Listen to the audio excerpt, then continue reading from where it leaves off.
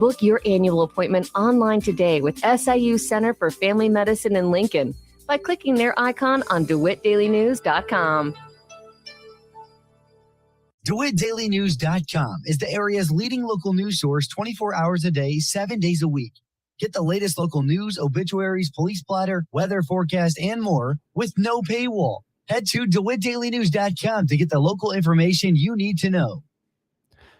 From the Heart Media Group newsroom and DeWittDailyNews.com, I'm Ben Hubbard with this expanded morning newscast.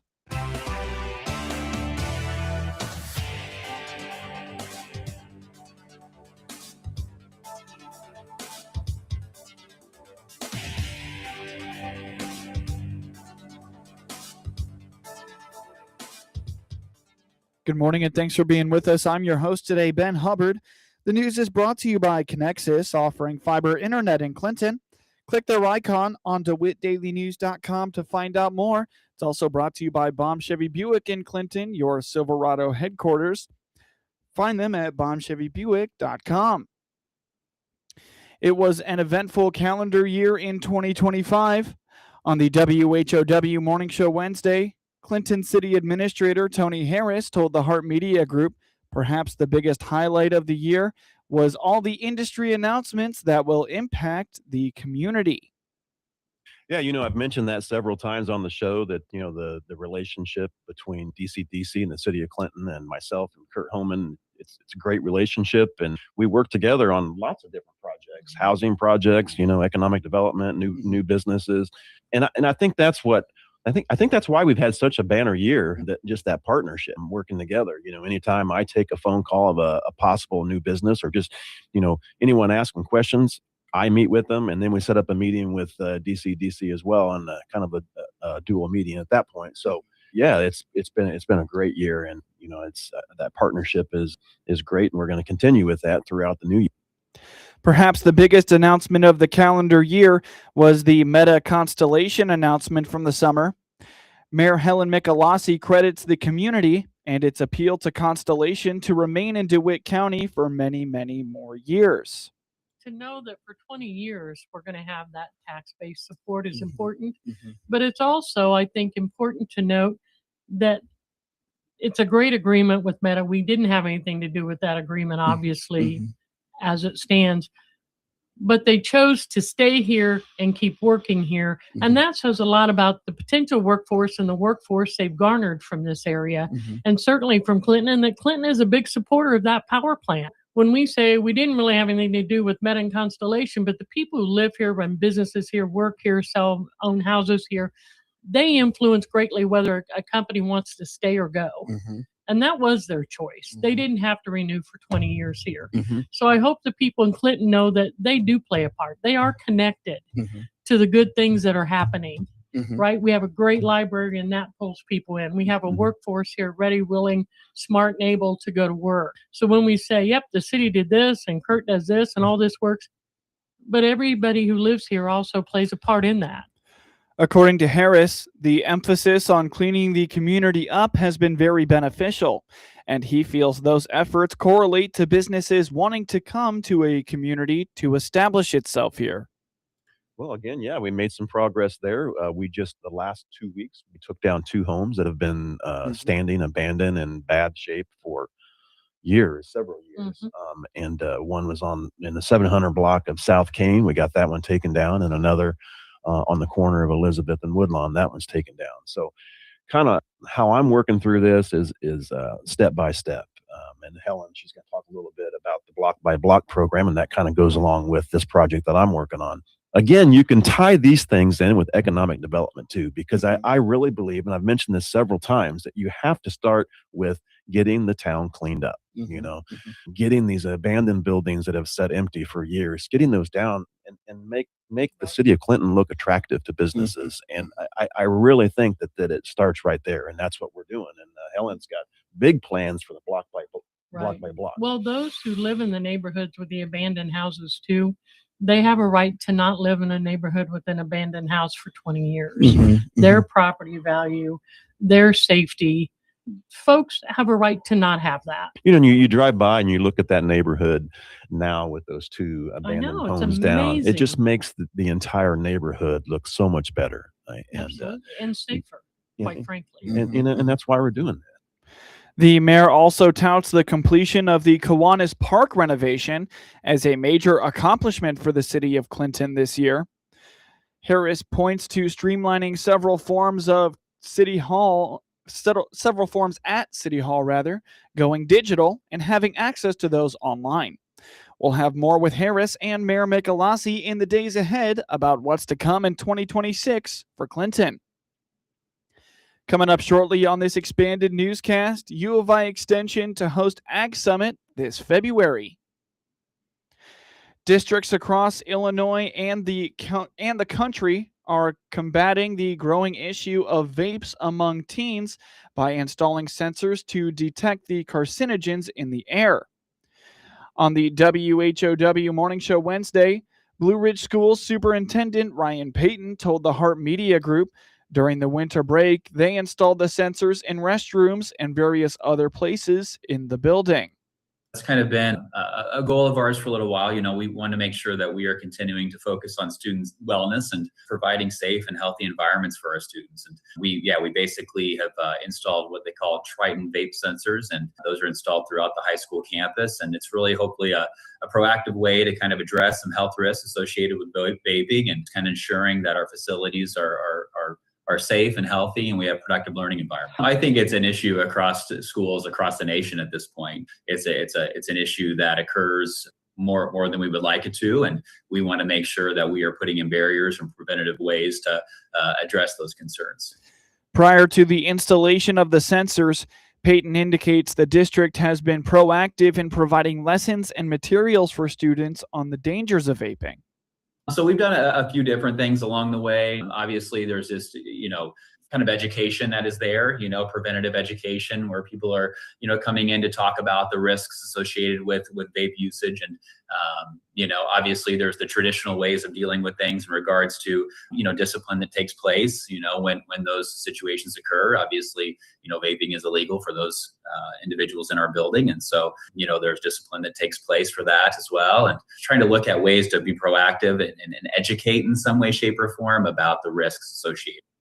According to Payton, the sensors have a neat feature to track down how many individuals may be in a room, and they also sync with the security cameras in the building in the event of an accident that requires a response.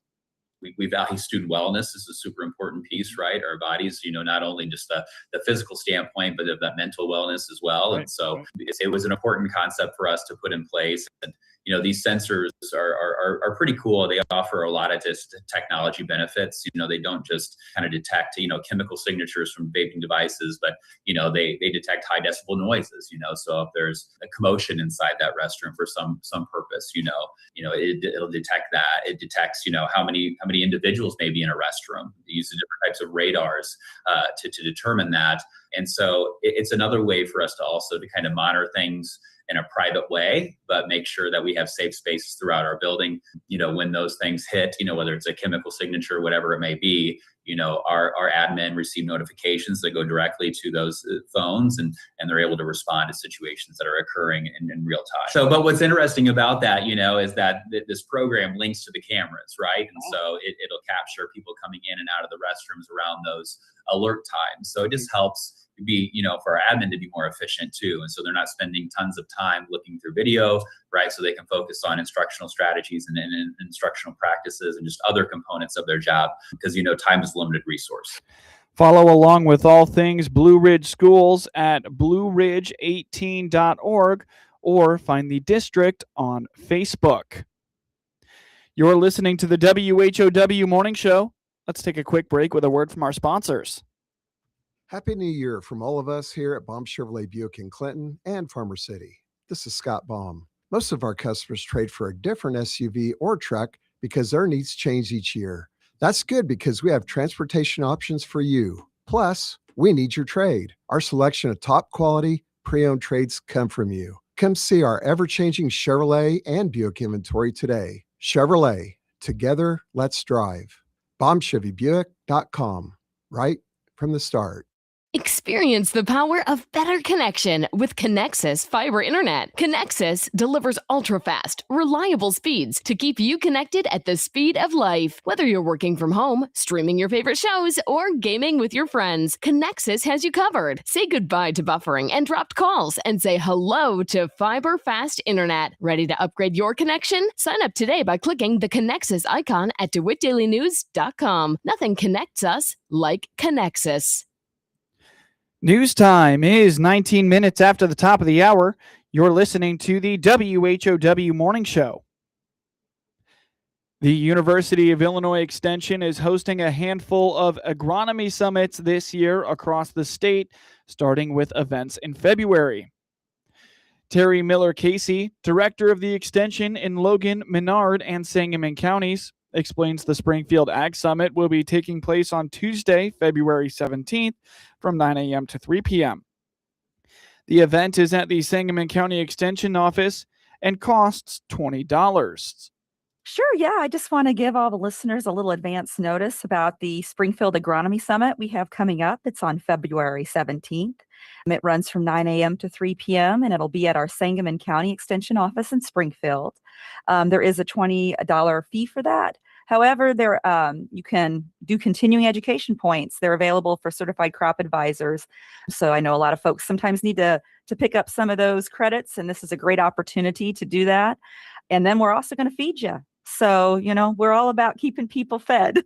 It's just a great opportunity to bring in a lot of speakers.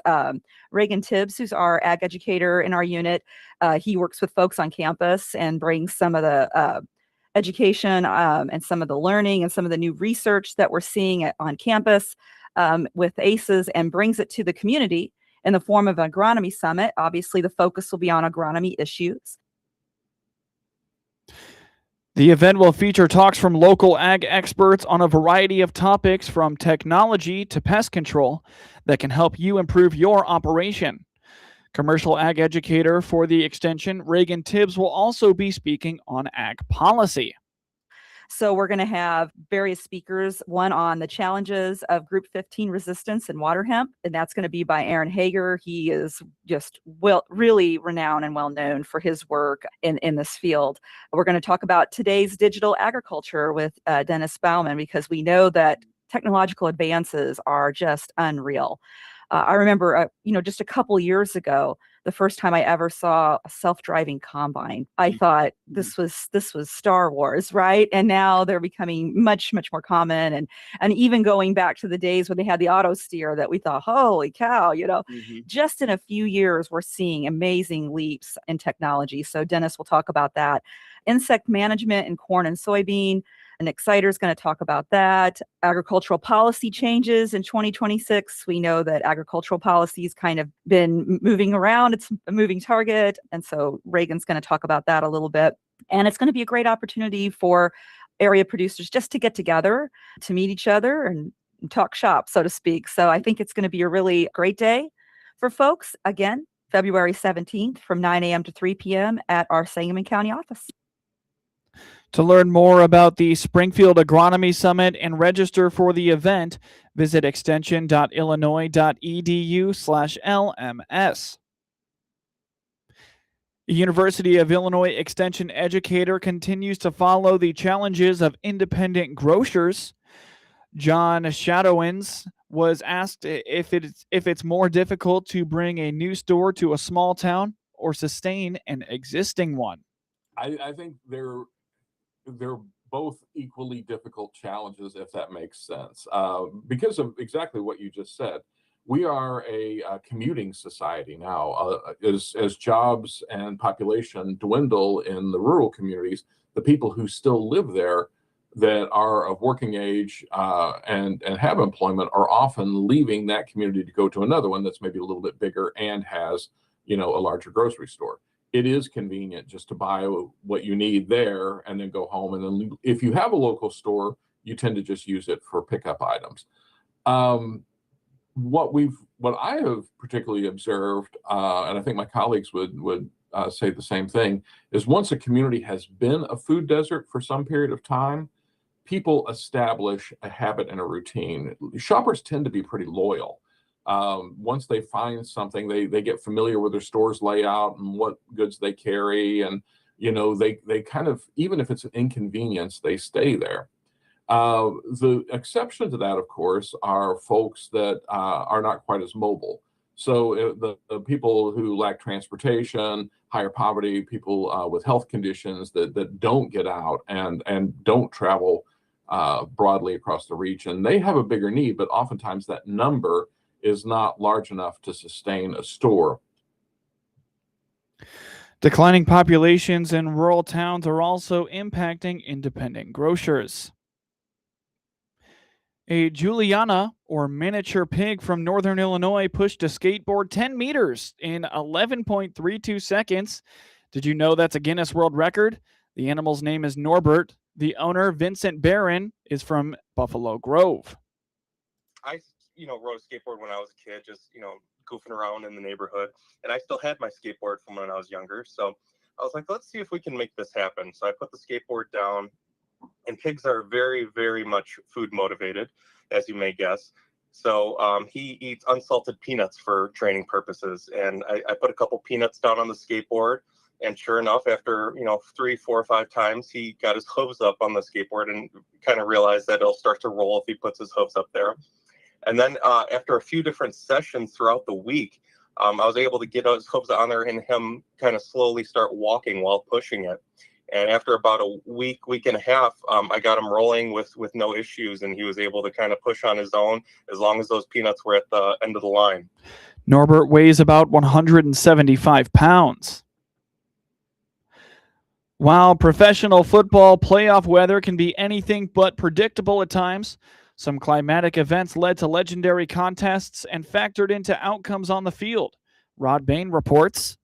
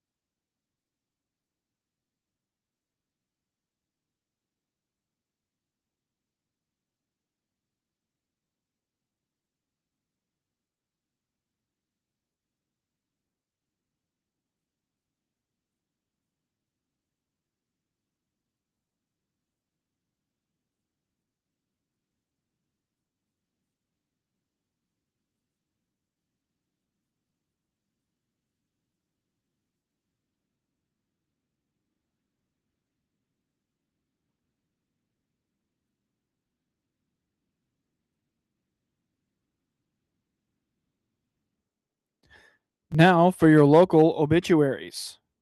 Mark E. McGlasson, 76 of Clinton, passed away at 12:05 p.m. January 5th at his home in Clinton. Private burial will be at a later date. The family entrusted Calvert Funeral Home in Clinton with cremation rights. Memorials in Mark's name may be made to your local animal shelter.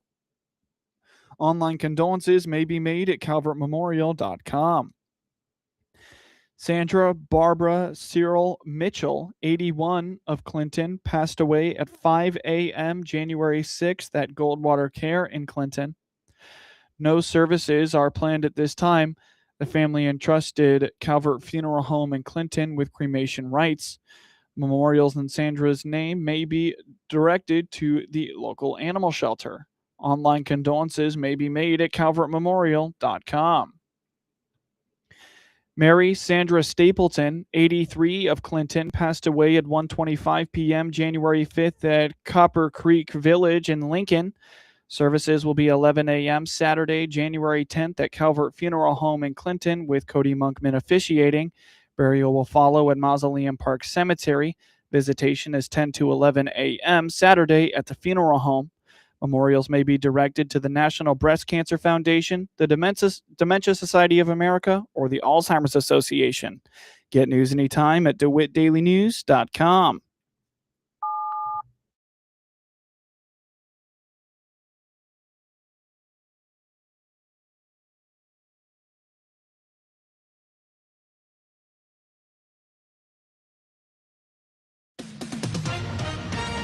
With SRN News, I'm Rich Thomason in Washington.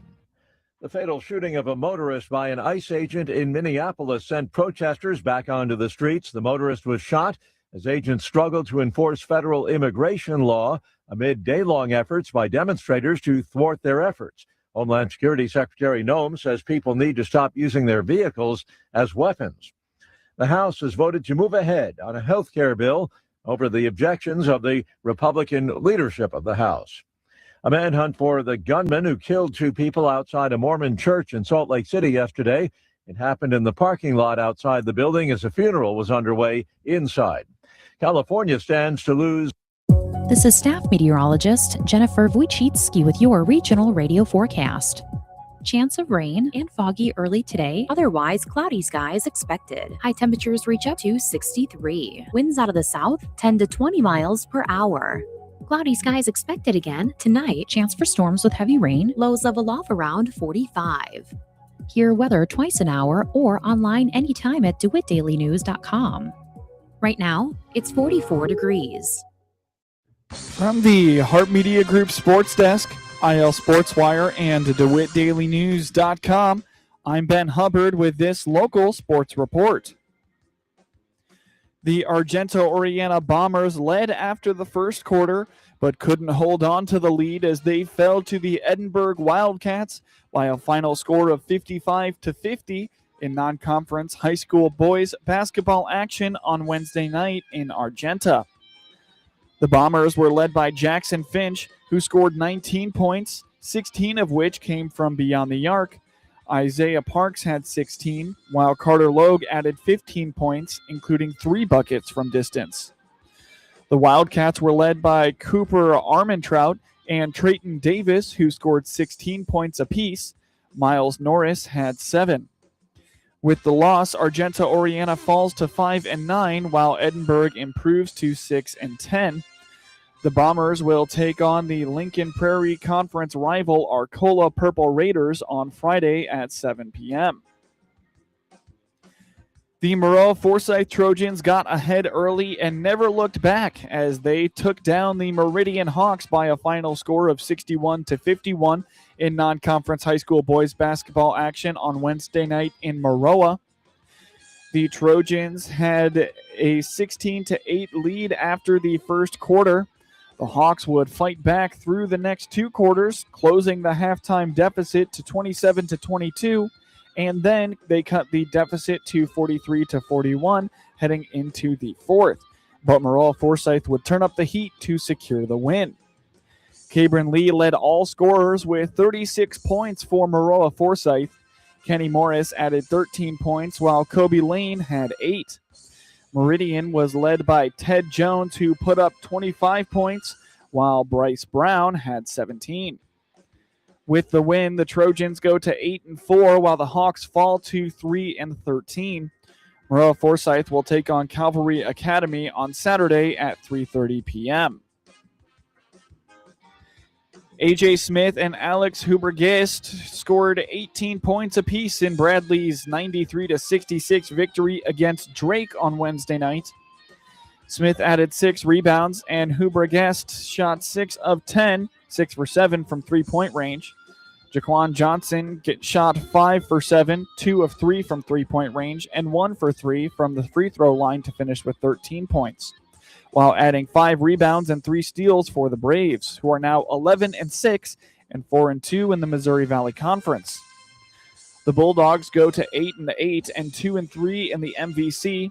They were led by Jayshon Thomas, who posted 18 points. Drake also got 12 points and 6 rebounds from Andrew Aaliyah. Jalen Quinn also put up 11 points and 2 steals. Owen Dease's 28 points. JT Pettigrew added 21 points, and Valparaiso beat Illinois State 77-71 on Wednesday night. Dease also had 6 rebounds.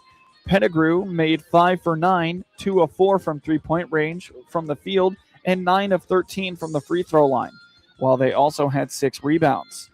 Rakim Cheney finished 3 of 5 from the field to finish with 8 points. The Redbirds fall to 12-4 and 4-1 in the Ohio Valley Conference.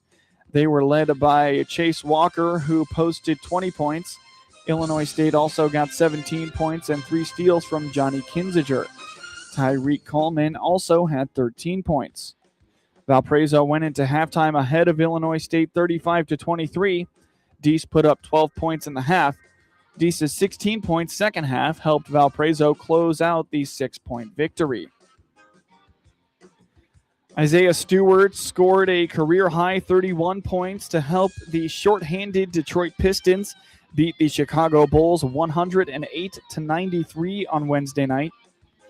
Detroit won for the 4th time in 5 games, despite playing without All-Star Cade Cunningham with a wrist injury, and fellow starters Tobias Harris with a hip injury, and Jalen Duren with an ankle injury.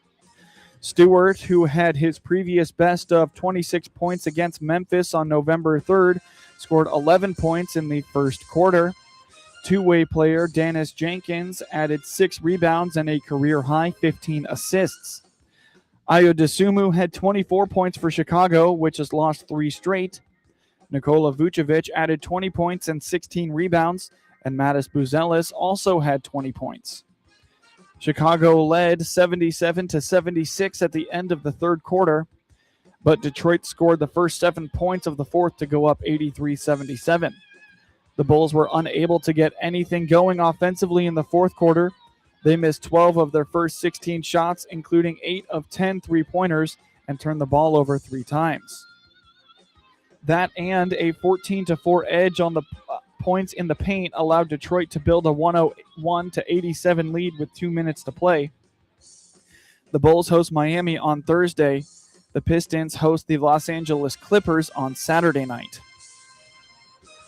Oliver Moore and Connor Murphy scored during Chicago's 4-goal second period, and the Chicago Blackhawks beat the St. Louis Blues 7-3 on Wednesday night for their 4th consecutive win. Moore, Murphy, Louis Crever, and Landon Slaggert each had a goal and an assist as Chicago improved to 2-1-0 against St. Louis this season. Spencer Knight made 27 saves, and Nick Lardis, Jason Dickinson, and Andre Burakovsky also scored. Chicago went 3 for 4 on the power play, while St. Louis was 0 for 5 with the man advantage. The Blackhawks are 8 for 8 on the penalty kill during their win streak. Tyler Tucker, Otto Stenberg, and Nathan Walker scored for St. Louis in the opener of a 3-game trip. Jordan Binnington stopped 28 shots. Chicago grabbed control in the second. Stenberg tied it at 2 with his first career goal at 8 minutes and 22 seconds, but the Blackhawks regained the lead 35 seconds later on Murphy's first of the season.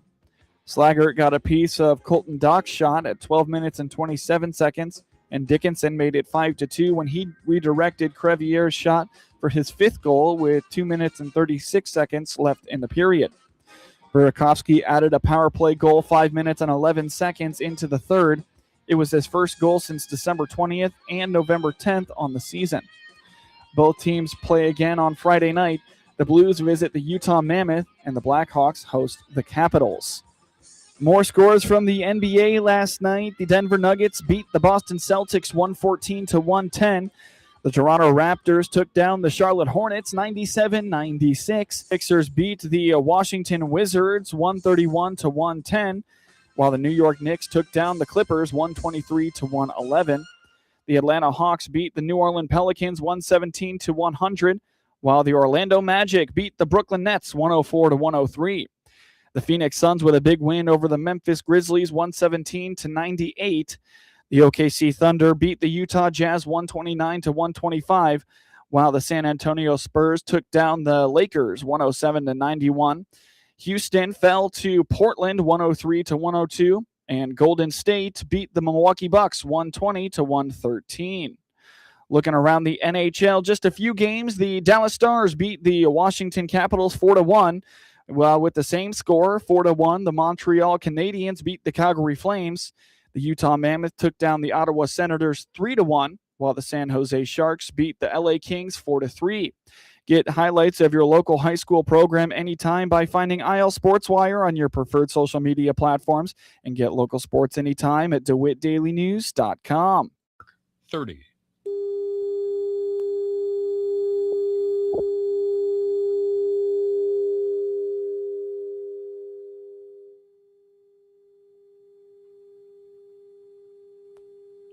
Mark 15.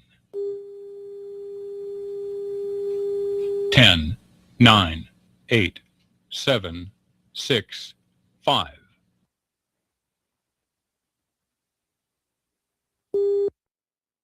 Let's check Ag News on the RFD Radio Network. I'm DeLawes Young.